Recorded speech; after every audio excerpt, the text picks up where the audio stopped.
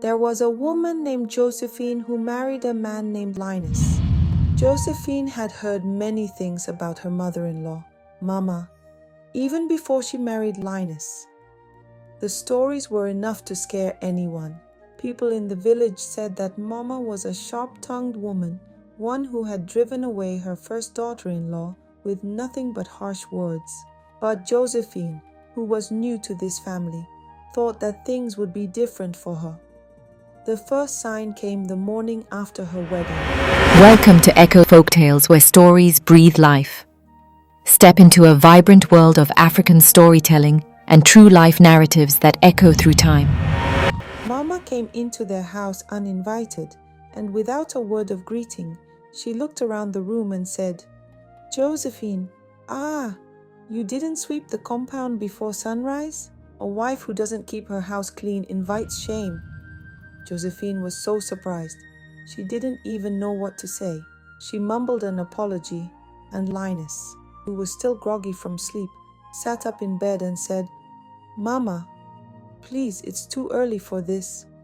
Mama's face grew hard as stone. "Too early? When I carried you for 9 months, was it too early?" She stormed out before Linus could say anything more. From that moment on, Mama began to make Josephine's life difficult. She would give her impossible tasks to do, like grinding cassava by hand, scrubbing the veranda until it was spotless, or tending to Mama's large garden under the hot sun. If Josephine didn't do things the way Mama liked, Mama would loudly call her a lazy woman, saying that Josephine was unworthy of Linus. One day, Mama accused Josephine of using witchcraft to control Linus. "Since you came, my son doesn't listen to me anymore," she said, standing with her arms crossed. "You've tied his destiny." Josephine was hurt and angry. "Mama, I would never do such a thing," she said, trying to keep calm. Mama just sneered and replied, "Time will tell." Linus, always the peacemaker, tried to smooth things over. "Mama, she's just not used to everything yet," he said. "Please don't be too harsh on her."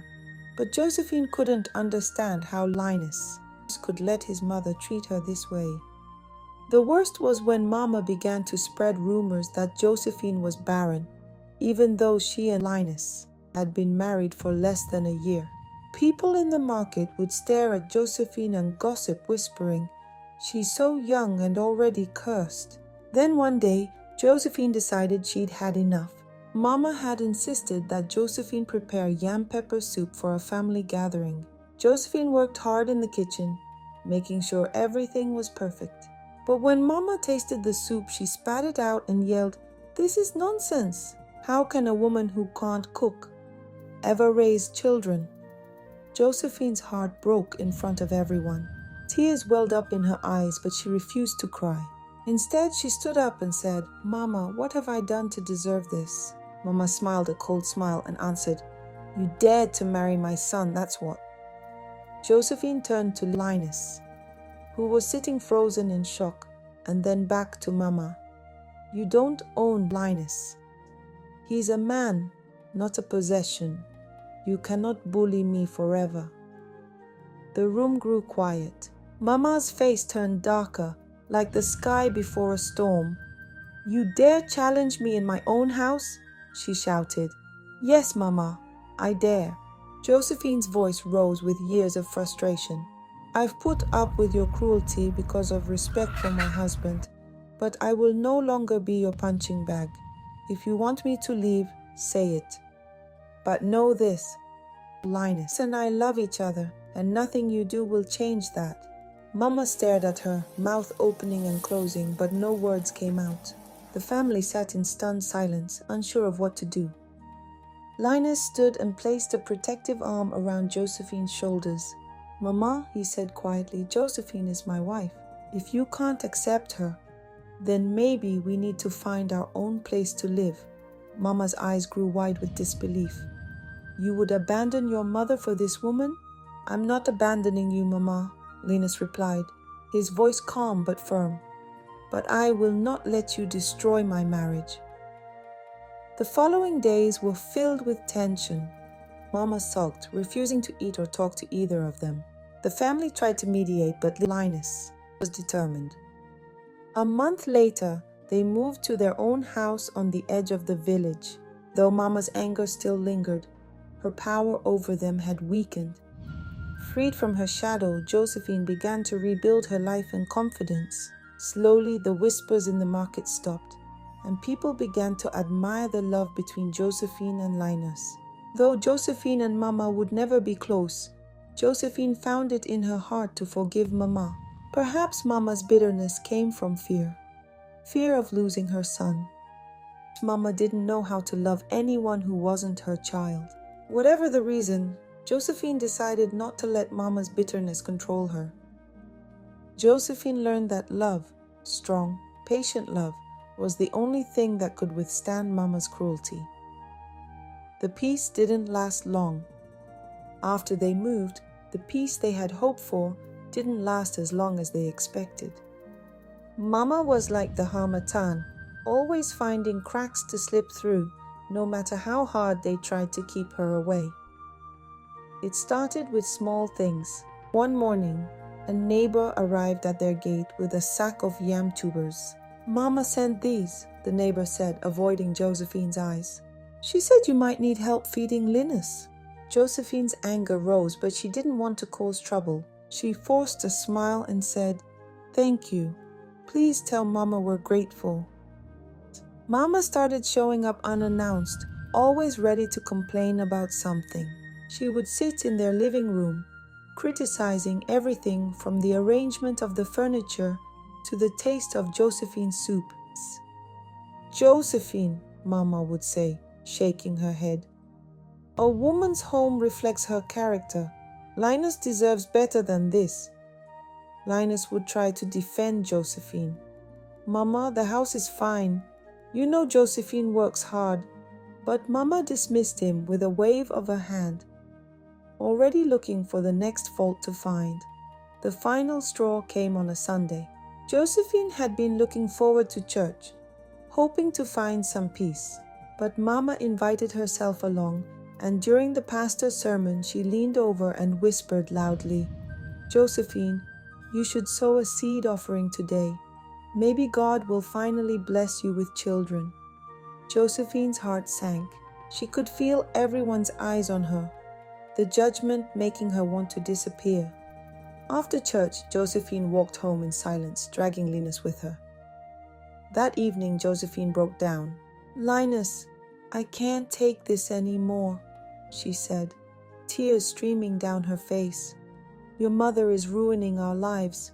When will you stand up to her?" Linus sighed, rubbing his temples. "Josephine, what do you want me to do? She's my mother. I can't just abandon her. And I'm your wife," Josephine snapped. "You promised to protect me, but you let her humiliate me." For the first time, Linus looked guilty.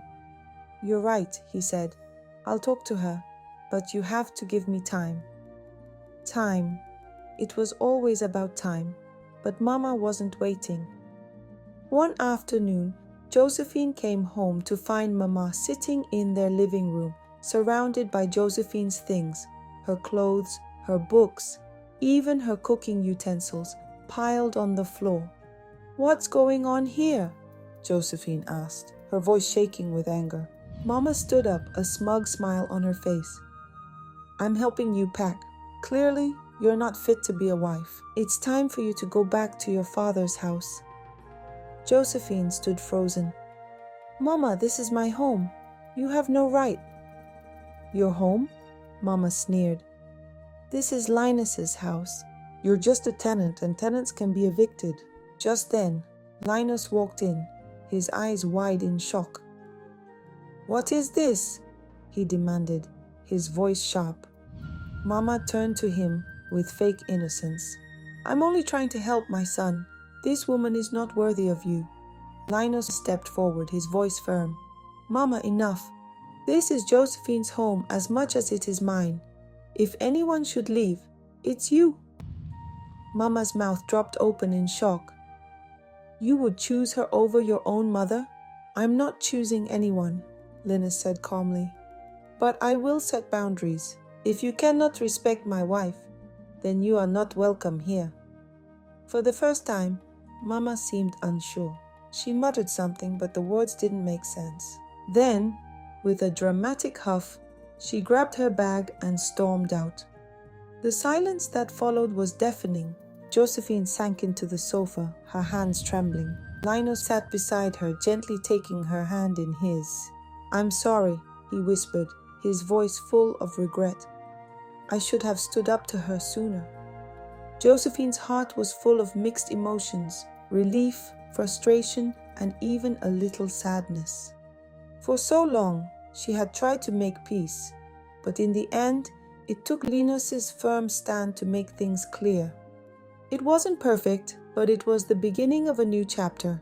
Mama didn't come to their house for months after that. Josephine had hoped, even prayed, that it would last forever, but life like the harmattan is fickle and unpredictable. Then one day, there she was, standing at their door. Her face was pale and she was holding her chest as if struggling to breathe.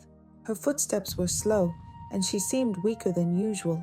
Josephine, despite the years of hurt, rushed to her side. "Mama, what happened?" Josephine asked, her voice filled with concern. "It's nothing, I'm fine," Mama muttered, but Josephine could see the fear in her eyes. Her body was trembling. Josephine helped her inside and called Linus. When he arrived, they decided to take Mama to the hospital, where the doctors diagnosed her with hypertension, worsened by stress, and the refusal to take her prescribed medication. The doctor made it clear, Mama needed proper care and rest. Linus, without hesitation, declared, "Mama will stay with us." Josephine's heart sank, and old fears crept back in, but she knew she couldn't refuse. This was her family, and despite everything, Mama was still Linus' mother. For the next few weeks, they carefully looked after Mama. She wasn't the tyrant she used to be, but she wasn't entirely transformed either. She would complain about the blandness of her food, or grumble about the quietness of the house. But Josephine, ever patient, continued to care for her as best as she could. One afternoon, as Josephine brought Mama a bowl of freshly cooked ofe nsala, Mama looked at her with an expression Josephine had never seen before. It wasn't the sharp gaze of criticism. It was softer, filled with something else, perhaps regret. "Josephine," Mama said, her voice quiet, "you've been kind. I never expected it." Josephine was taken aback. "Mama, your family, that's what we do." Mama sighed deeply, staring into the soup. "You know, when Linus was born, I swore no woman would ever take him from me. I was afraid of being forgotten." Josephine's heart softened. For the first time, she saw Mama not as a villain, but as a woman who had loved too fiercely, perhaps even wrongly. "Mama," Josephine said gently, "no one can replace you in Linus's life. But love doesn't divide. It multiplies. There's enough love for both of us." Mama wiped her eyes, trying to hide the tears. You talk too much," she muttered, but the words didn't carry the same sting. From that day forward, their relationship slowly started to change. Mama began to ask about Josephine's day, offering advice that no longer felt like criticism. Sometimes Mama would sit with Josephine in the kitchen, sharing stories of her younger days, and Josephine would catch glimpses of a smile on Mama's face as she watched Josephine and Linus laughing together. Then one day Mama surprised Josephine. "Josephine," she said, her voice softer than usual, "when I am gone, promise me you'll take care of Linus the way you've taken care of me." Josephine froze. She didn't know how to respond. "Mama, don't talk like that. You're not going anywhere." Mama shook her head slowly. "Life is unpredictable, my dear. Just promise me." "I promise," Josephine said, her voice trembling. Though Mama's health improved over time, she never fully regained her strength, but her heart seemed lighter. The bitterness that once ruled her life was replaced by something more gentle. The animosity that had existed between Josephine and Mama transformed into something resembling mutual respect. Months passed, and one day, Mama passed away quietly. It was a peaceful moment, almost as if she had decided to leave when the storm inside her had calmed. As Josephine and Linus stood by her graveside, hand in hand, they both felt a mix of emotions: grief, but also a sense of relief and something deeper that neither of them could fully understand. Mama, who had once been a storm in Josephine's life, had also taught her valuable lessons: resilience, patience, and the power of forgiveness. She had left behind a legacy, not of hatred or cruelty, but of redemption. Josephine would always be grateful for that. As they walked away from the grave, Linus squeezed Josephine's hand gently. "She loved you, you know," he said softly. Josephine smiled, a tear slipping down her cheek. "I know. In her own way, she always did." Moral lessons from the story. 1. Respect for boundaries. Even family members, especially in-laws, should respect each other's boundaries. Too much control can lead to bitterness and distance. 2. Patience can heal. With patience and understanding, relationships that once seemed impossible to repair can be transformed. 3. Love multiplies. True love does not diminish when shared, it multiplies.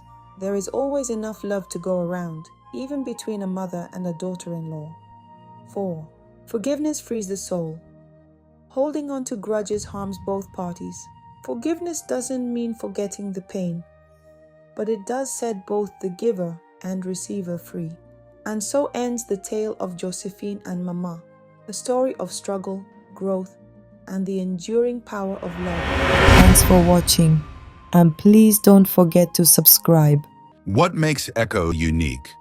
We blend tradition and creativity, authentic African stories brought to life through vivid narration, stunning visuals, and a deep passion for preserving our heritage. Here, we celebrate the rich tapestry of African culture through timeless folktales passed down through generations. Feel free to join us and share any African story or piece of history you'd like us to research and explore. Subscribe now and join us as we bring Africa's timeless stories to the world. Let the echoes guide you. Please, family, always share, like, and comment on our folktales. And don't forget to subscribe to our YouTube channels, follow us on all social media,